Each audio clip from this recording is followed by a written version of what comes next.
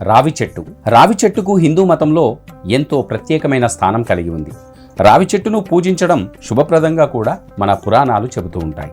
రావి చెట్టులో విష్ణువు, సిరుల తల్లి శ్రీలక్ష్మీదేవి సహా సకల దేవతలు నివసిస్తారని కూడా మన శాస్త్రవచనం. కనుక ఈ రావి చెట్టును పూజించడం వల్ల పుణ్యమే కాకుండా పూర్వీకుల ఆశీస్సులు కూడా లభిస్తాయి. జ్యోతిష శాస్త్ర ప్రకారం రోహిణీ కార్తెలో రావి చెట్టును నాటిన ఆ వ్యక్తి యొక్క తన పూర్వీకుల ఆశీర్వాదాన్ని మెండుగా పొందుతారు. రోహిణీ కార్తె సమయంలో రావి చెట్టును నాటడం వలన సూర్యుని వలన కలిగే ఇబ్బందుల నుంచి ఉపశమనం లభిస్తుంది. ఎందుకంటే సూర్యగ్రహాన్ని శాంతింపజేయడంలో రావి చెట్టు చాలా సహకరిస్తుంది కూడా.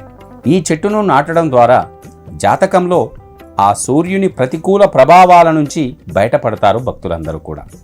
సకల దేవతలు రావి చెట్టులో నివసిస్తారు కనుక అందుకే రోహిణీ కార్తె సమయంలో కనీసం భక్తులు ఒక్క రావి చెట్టునైనా నాటాలి అని కూడా మన శాస్త్రవచనం.